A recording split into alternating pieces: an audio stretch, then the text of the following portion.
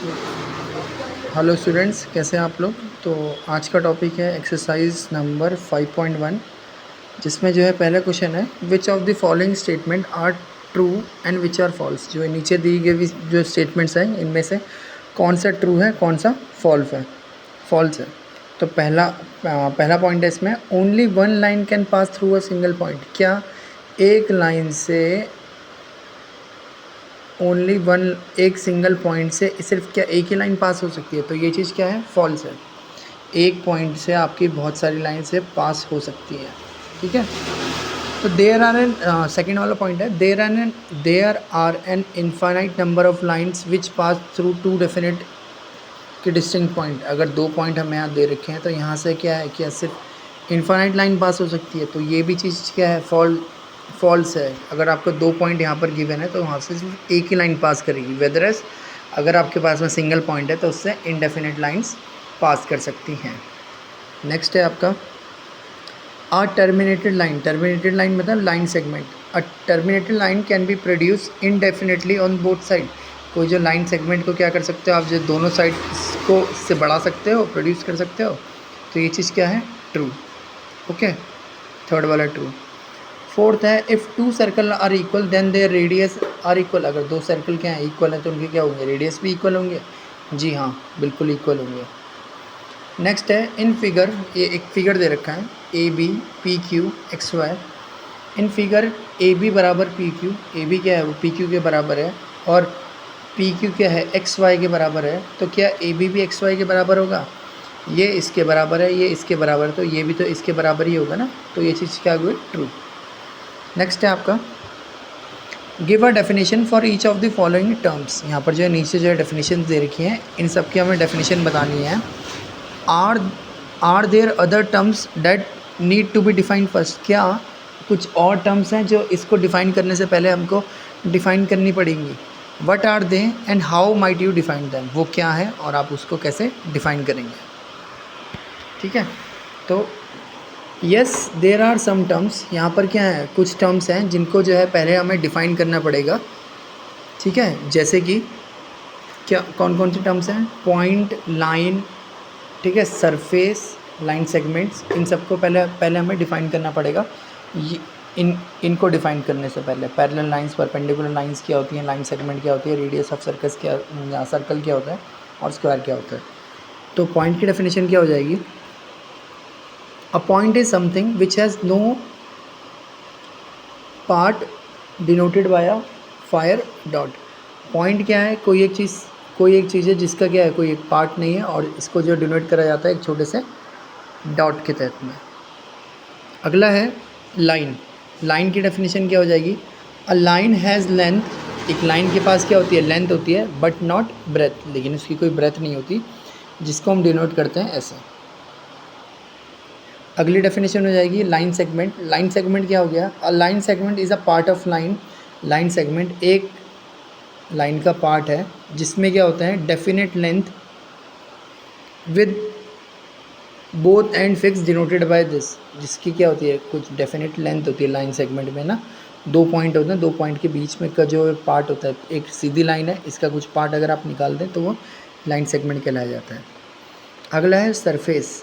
Surface क्या होता है, a surface has length and breadth. Surface की क्या होती है कि लंबाई और चौड़ाई दोनों होती है। फिर अब डेफिनेशंस हैं, ये नीचे दी हुई गई जो हैं। अब इसमें क्या चीज़ है, पहली पैरेलल लाइंस। पैरेलल लाइंस की डेफिनेशन होती है, two lines are said to be parallel if they have no common point. दो लाइन को पैरेलल हम कब बोला जाता है, जब उनमें क्या होता है कोई कॉमन पॉइंट नहीं होता। ये ए बी है, ये पी क्यू है, इनके बीच में कोई कॉमन पॉइंट नहीं है ना, तो ये चीज़ क्या होगी, पैरेलल होगी।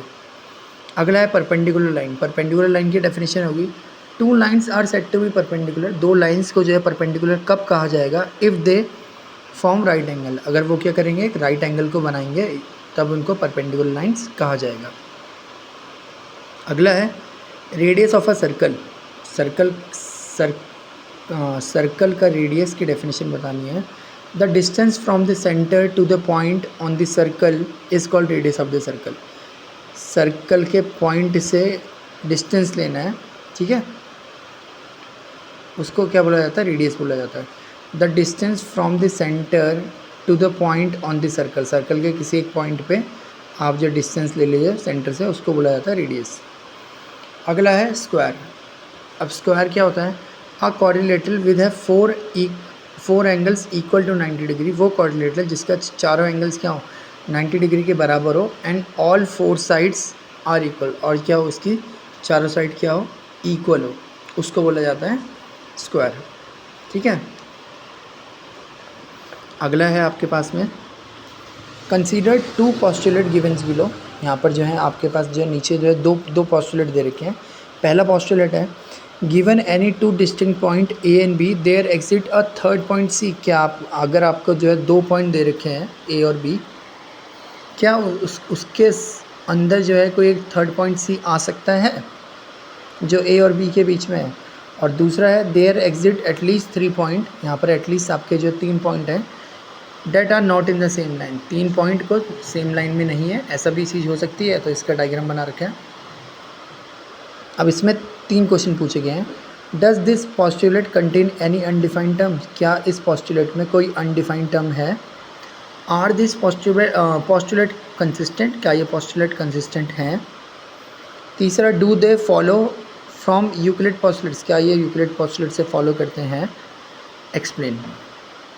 ठीक है। तो इसमें पहला पार्ट में क्या पूछा गया था, पहले पार्ट में बोला गया कि क्या इस पोस्टुलेट में कोई अनडिफाइंड टर्म है।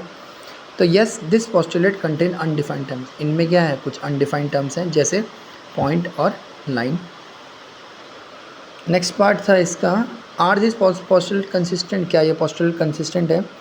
This two statement are consistent as they talk about two different situation, ये क्या है आपके ये पोस्टुलेट कंसिस्टेंट है। क्यों? क्योंकि ये क्या कर रही है दो अलग अलग डिफरेंट सिचुएशंस के बारे में बता रही है।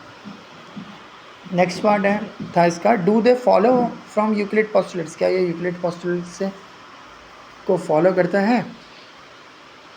तो this statement do not follow Euclid postulate, ये जो है यूक्लिड पोस्टुलेट को फॉलो नहीं करता, लेकिन ये एक इनमें से एक जो है वो एक्सियम को फॉलो करता है। कौन से एक्सियम को?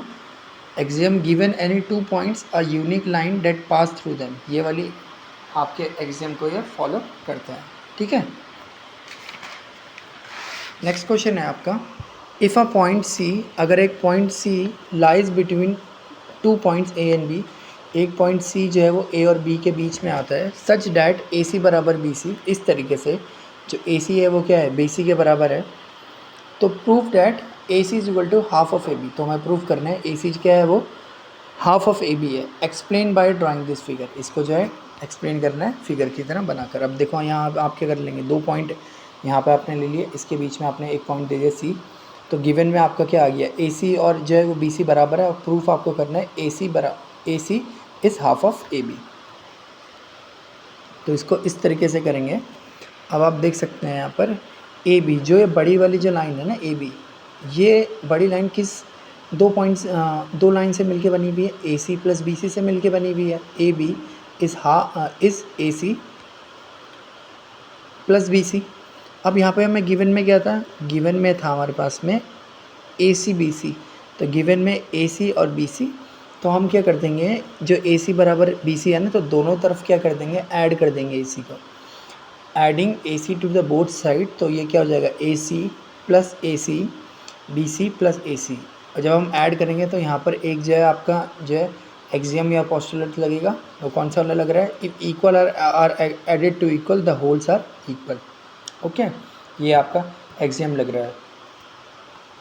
तो ए सी प्लस ए सी क्या हो जाएगा twice of A C, B C plus A C, B C plus A C मतलब क्या है बी सी प्लस ए सी, यहाँ पर ए बी है तो ये क्या हो जाएगा ए बी, ये 2 यहाँ चल जाएगा, तो ए सी बराबर हाफ ऑफ ए बी, ये आपका प्रूफ हो गया। ठीक है। नेक्स्ट है in question 4 point C is called a mid point of line segment. जो क्वेश्चन 4 था उसमें बोला गया है जो पॉइंट सी है वो क्या है मिड पॉइंट है किसी लाइन सेगमेंट का। Proof that every line segment has one and only mid point, तो हमें ये बताना है कि जो हर एक जो लाइन सेगमेंट होता है उसका क्या होता है वन ही मिड पॉइंट होता है, दो मिड पॉइंट नहीं होते। तो इसको प्रूफ करने के लिए कि हमको क्या करना पड़ेगा, 2 मिड पॉइंट पहले हम जो करके यहाँ प्रूफ करने की कोशिश करते हैं। अगर ये 2 मिड पॉइंट प्रूफ नहीं हो पाएंगे तो हमारा कॉन्ट्रडिक्शन क्या हो जाएगा, फेल हो जाएगा, कोइंसाइड हो जाएगा, और ये हमें प्रूफ हो जाएगा कि किसी भी लाइन के बीच में सिर्फ एक ही मिड पॉइंट होता है। तो लेट आपने एक लाइन सेगमेंट ले लिया ए और बी, इसके बीच में 2 मिड पॉइंट बना दिए सी और डी। तो let the given line segment A and B have 2 mid point C and D. अगर सी जो है इस ए बी का मिड पॉइंट है, if C is the mid point of line A B, C जो है वो ए बी का मिड पॉइंट है, तो ए सी जो ये वाला पार्ट है ए सी, ये हाफ हो जाएगी ए बी के, मतलब 2 इक्वल पार्ट्स में था तो ये भी बराबर होगा, ये भी बराबर होगा, तो ए सी क्या हो जाएगी, half of A B. A C is equal to the half of A B. अगर डी इसका मिड पॉइंट है ए बी का, तो ए डी क्या हो जाएगा, half of A B. A D A B का हाफ हो जाएगा। अब सब्ट्रैक्ट कर देंगे हम, ठीक है, इक्वेशन 2 और जो इक्वेशन 2 को इक्वेशन 2 और इक्वेशन 1 को हम यहाँ से क्या कर देंगे, सब्ट्रैक्ट कर देंगे। सब्ट्रैक्ट करने के बाद ये राइट हैंड साइड वाली चीज़ें क्या हो जाएंगी, 0 बराबर हो जाएंगी।